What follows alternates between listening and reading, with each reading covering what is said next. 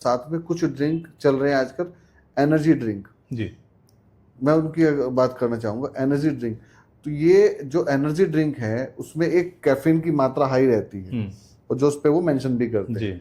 ये हमारी बॉडी के लिए नहीं, कितना ये फायदेमंद है, उपयुक्त कितना? नहीं। ये जो एनर्जी ड्रिंक जितने हैं, इनका आयुर्वेद से कोई लेना देना नहीं है, और ये हमारे लिए उसी थेरेपी के ऊपर में काम घातक है हमारे लिए। हाँ, वो उसी कॉन्सेप्ट पे काम करते हैं कि कुछ पल के लिए आदमी को एक जोश दिला देना है और फिर उसको हटा देना है। कहीं ना कहीं फिर बाहरी कंपनियों का वही सिस्टम है कि जो चाय नहीं पी रहा उसको फिर बात आ जाती है कि डिटॉक्सिन्स पे।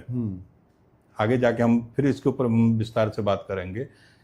आप ये समझ रहे हैं कि जैसे कि मच्छर आ गया है, मच्छर आने के बाद में हम वो लगाते हैं ऑल आउट, उसमें से गैस निकलता है और हम उसके संपर्क में रात को कमरे में रहते हैं, तो जब वो जहरीला है, मच्छरों को मार सकता है और वो रोज हमारे अंदर जा रहा है, तो आपको क्या लगता है हमारी बॉडी में कहीं इकट्ठा नहीं हो रहा होगा?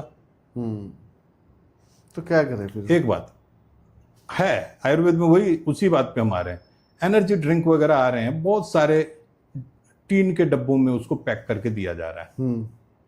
आपको क्या लगता है कि वो टीन का जो असर है, जो इतना क्षारीय है, जिसको पीने से गले में पता लगता है कि ये जलता हुआ जा रहा है गले में, तो आपको क्या लगता है कि वो टीन का जो असर है वो आपके अंदर नहीं आता होगा?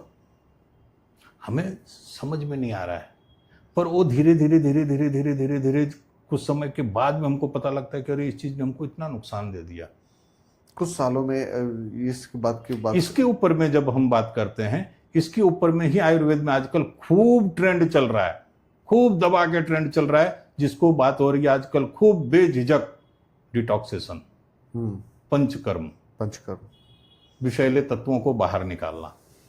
अगर ये सब कितना कारगर है पंचकर्म? कारगर है, क्योंकि आयुर्वेद को अगर जब हम लोग पढ़ना शुरू करते हैं तो आयुर्वेद के पहले ही प्रथम भाग में इन सब चीजों का समावेश किया गया है।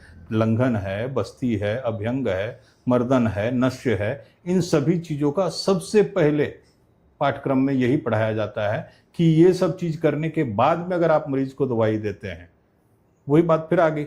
अच्छा, बिजनेस है, आप शब्दों की शब्दावली को इधर उधर फिर करके एक नया स्वरूप देके कॉन्सेप्ट खड़ा कर दो, वो एक अलग बात है, पर मूल स्वरूप पे जब हम जाएंगे, बात करेंगे, तो ये जो कॉन्सेप्ट है ये 5000 साल पहले ही ऋषियों ने लिख दिया था। कितना समृद्ध है हमारा जी, और आज उसका प्रचार हो रहा है।